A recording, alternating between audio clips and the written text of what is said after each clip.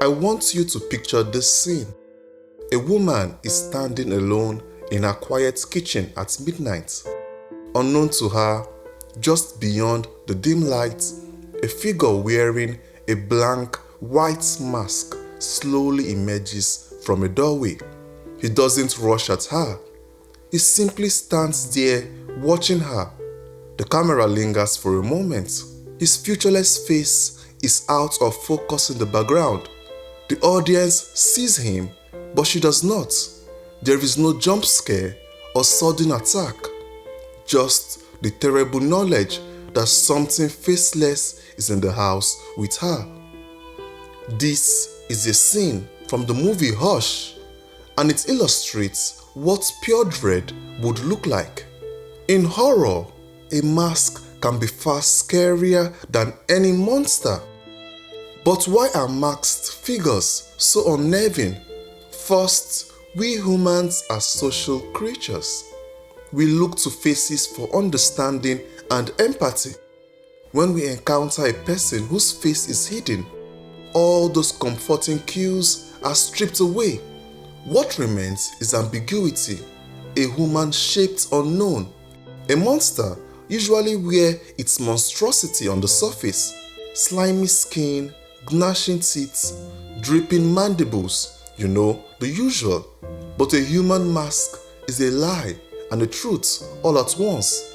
It lies about who or what is underneath. In the blank face of a mask, we can project any terror we can imagine.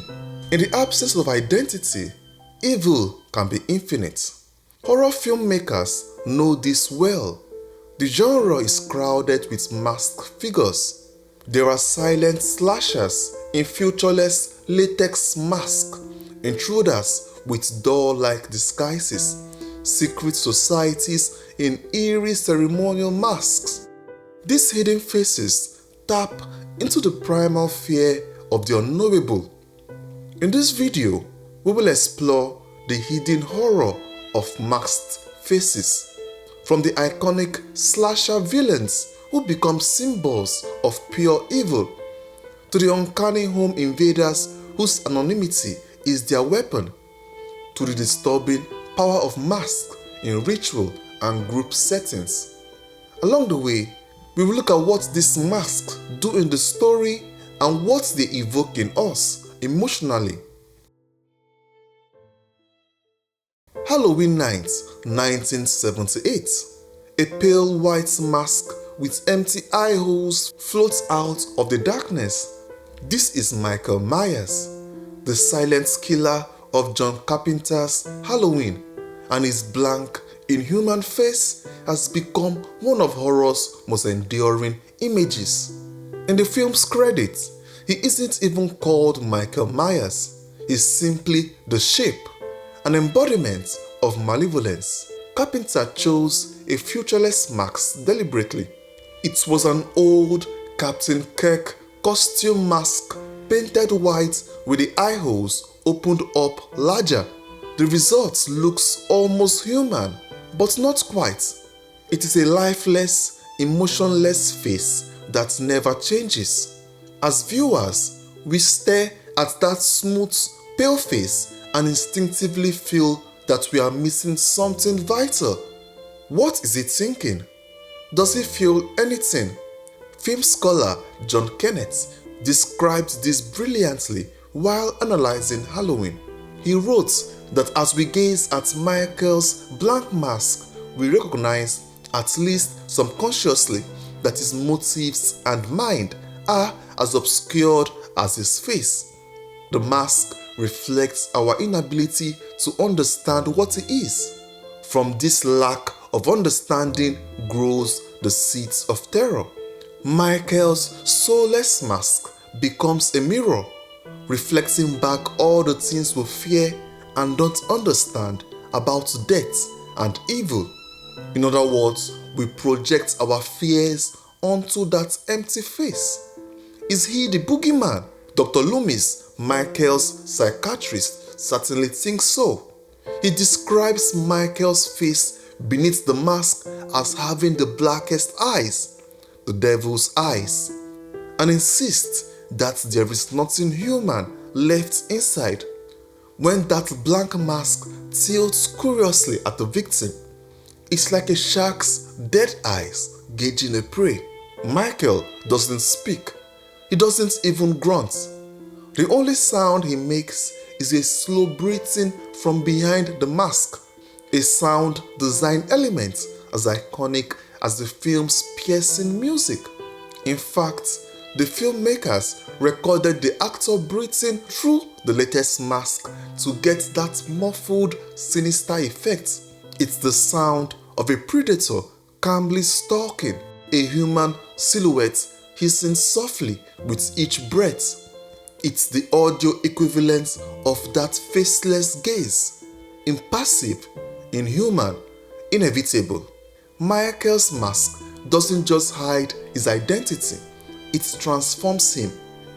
The mask, in a sense, is Michael's true face, the one he needs in order to become what Dr. Loomis calls pure evil.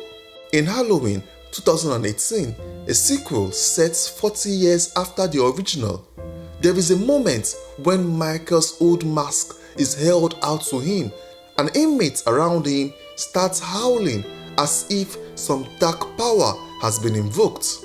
The mask is treated almost like a totem of evil in that film. Only when Michael receives it does he fully gain his murderous agency. This might sound mystical, but it fits with how masks function in many cultures and horror movies. A mask can be a transformative device. It possesses a mystical symbolic force beyond its practical use. When Michael puts on that featureless face, he isn't a man in coveralls anymore. He is the shape. He is fear incarnate.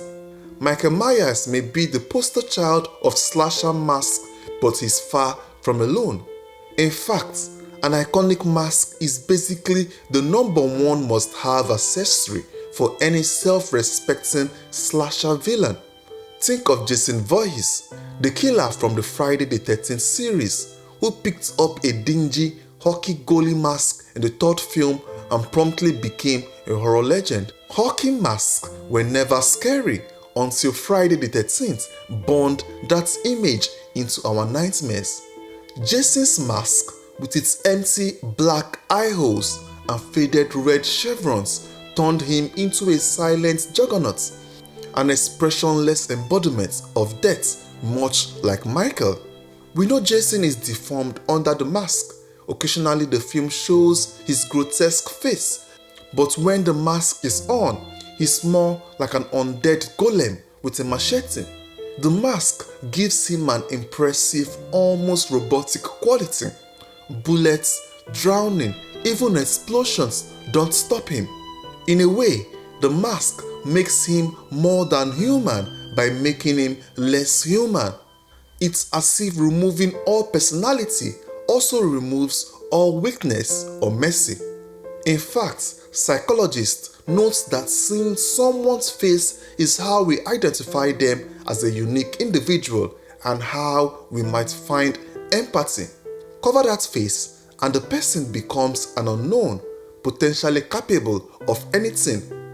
Even though we technically know who Michael Myers and Jason are, their mask turned them into a mystery, into expressionless killers with faces forever out of reach. We can't predict them, we can't negotiate or beg by searching their eyes. They might as well be humanoid sharks. And then there's Leatherface from the Texas Chainsaw Massacre, a slasher who takes the mask concept to grotesque extremes. Leatherface doesn't buy a Halloween mask at the store. He wears the literal skinned faces of his victims. It's an utterly gruesome idea, and it was partially inspired by a real-life killer, Ed Gein. But beyond the gross-out factor, it serves a thematic purpose. Leatherface has no identity of his own to speak of. He's mute except for pig-like squeals and whimpers. In Tobe Hooper's original 1974 film, Leatherface actually wears multiple masks. A crude Killing Mask when he's out slaughtering, a wrinkled old lady mask with a wig when he's acting as a domestic servant, and a makeup smeared pretty woman mask for a dinner scene. Actor Gunnar Hansen explained that these different faces represented different personas or moods because Leatherface himself has no real personality. He adopts one to suit the task at hand. Leatherface's entire identity is literally a patchwork of other people's faces. His masks make him something not quite man, not quite monster, but a disturbing in-between. Unlike Michael and Jason, Leatherface is notably childlike and silent under the mask, emphasizing that whatever is behind that face is inaccessible to us. We only ever know him by the terrifying exterior he presents. There is also Ghostface from the Scream franchise, a rare example of a masked slasher who talks and talks a lot. In the story, anyone can buy this costume, and that's precisely what the various killers in the Scream films take advantage of. Across the series, multiple different characters take turn playing the parts of Ghostface, hiding behind the same droopy-eyed mask and black robe. They even use a voice changer to all speak in the same distorted, menacing voice over the phone. The result is that Ghostface isn't a single person at all, but almost a role that anybody can step into. When the mask is on, teenage pranksters, vengeful relatives, or unstable film geeks alike all become the same iconic villain. This is a fascinating spin on the power of the mask.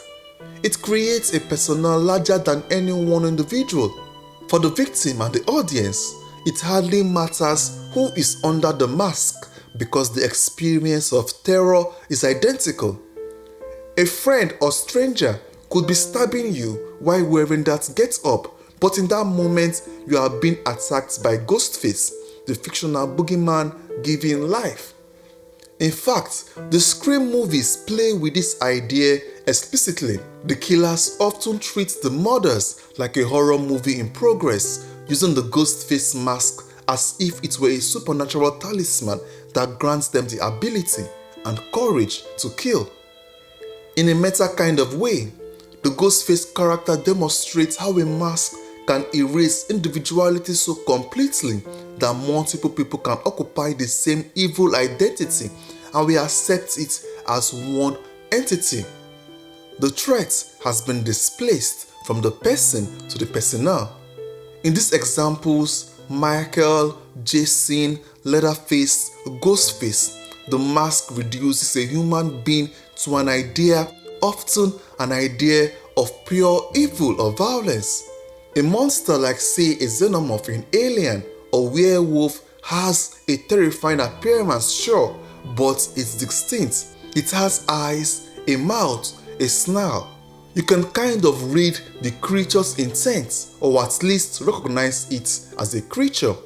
But a masked human has a familiar outline with all the familiar features erased. It's infinitely more unsettling. We get the sense of being looked at, but we can't look back into a real pair of eyes. Psychologically, that's huge. It turns a normal social interaction, seeing a face, into a one-sided alien experience. The slasher's mask also often renders the killer silent, which robs them of yet another human trait, communication. Michael and Jason never say a word. Leatherface and Ghostface do make sounds, but Leatherface's are wordless and animalistic, while Ghostface's voice isn't even his own. The mask, the silence, the impassive stare, together, this creates what writer Beradica calls a faceless evil, evil that is faceless and thus could be anyone. The boogeyman is a mythic idea, not a person you can shoot or reason with, and Michael behind his mask becomes that idea. In slasher films, the unmasking, if it happens at all, is usually the climax. The moment when the human is revealed and thus defeated or made vulnerable. Think of Scooby-Doo yanking the rubber marks off the villain to expose the crazy janitor. In serious horror, unmasking a killer can be shocking, like when we finally see Jason's hideous face, but it also punctures the aura of invisibility. Interestingly, Halloween avoids fully unmasking Michael. There's one quick moment Laurie rips the mask off and we get a glimpse of a normal-looking young man who then rushes to put the mask back on as if his power source has been removed. The film never lingers on his real face. He must remain the shape. And as audience members, a part of us doesn't want to see Michael's human face either. We've built this boogeyman up in our minds as pure evil, and a face would break that spell. The mask stays on and Michael remains terrifying. We feel that blank slate with every scary possibility we can imagine, making him into whatever scares us the most. If Michael Myers is the boogeyman made flesh, these next examples ask a more disturbing question. What if the boogeyman was just some random people and they are outside your door right now?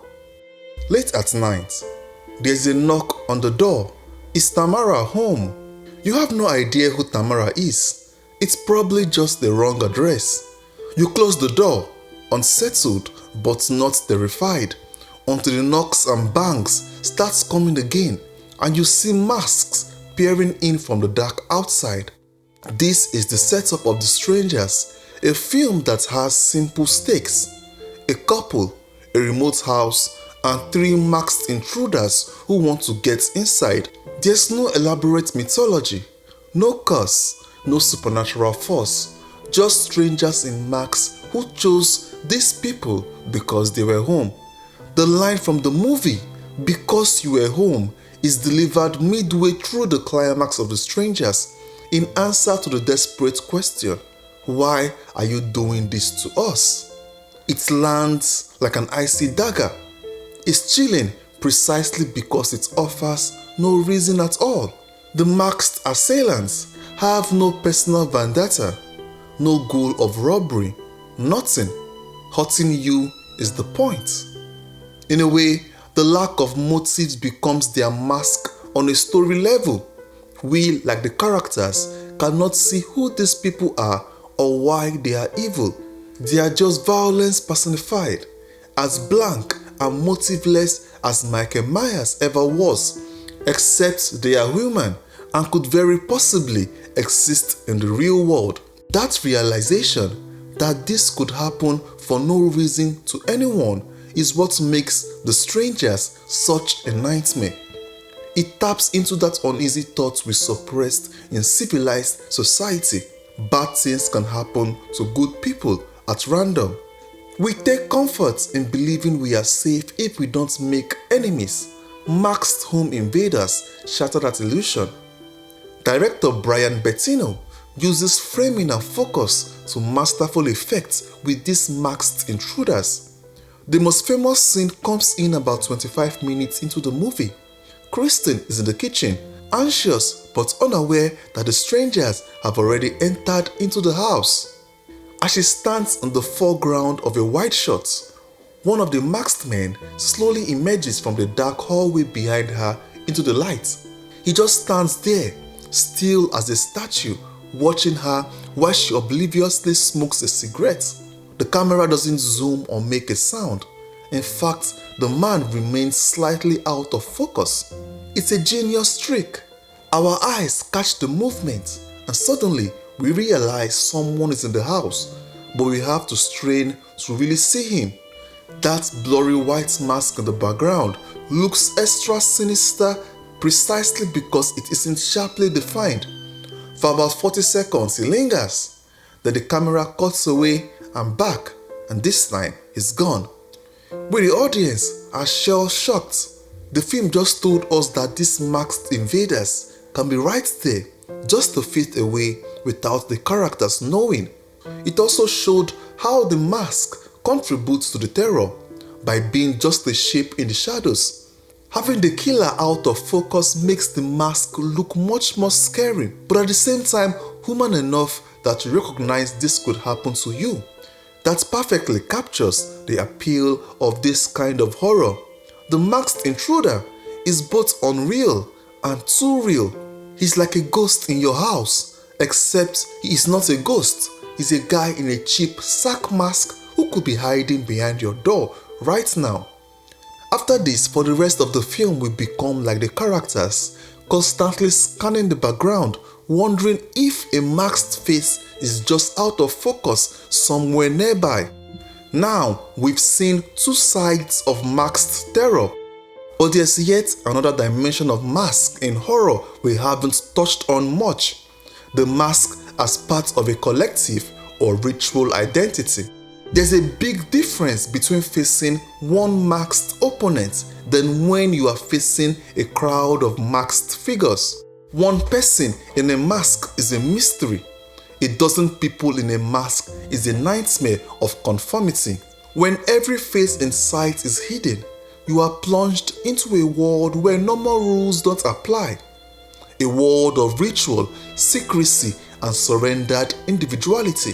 Horror often uses this imagery to great effect, blending the fear of the unknown with the fear of loss of identity and often a dash of the supernatural or occult.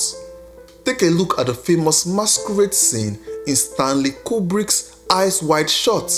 Though not a horror scene per se, that sequence plays out like one. Tom Cruise's character Dr. Bill enters into an opulent secret gathering where everyone is wearing ornate Venetian-style masks and robes. When the interloper Dr. Bill, who doesn't belong to the group, is discovered, dozens of blank, decorative faces turn towards him. He's the only one without a mask, the only identifiable soul in a sea of concealed intentions. Those marks serve as a barrier between the group and the outsider. They strip away personal accountability and create the impression of a singular hive mind bent on punishment. Cruise's character is subjected to a kind of trial by this faceless cabal. The tension in that scene isn't from violence. Little actually happens, but from the sheer oppressive atmosphere of power in anonymity. It's a perfect example of how masks in large numbers can feel almost supernaturally threatening, as if the people behind them have ceased to be individuals and become vessels for some greater sinister force. In this case, wealth and debauchery. Horror cinema has plenty of masked cults and councils. The reasons are both practical, secrecy of course, and symbolic.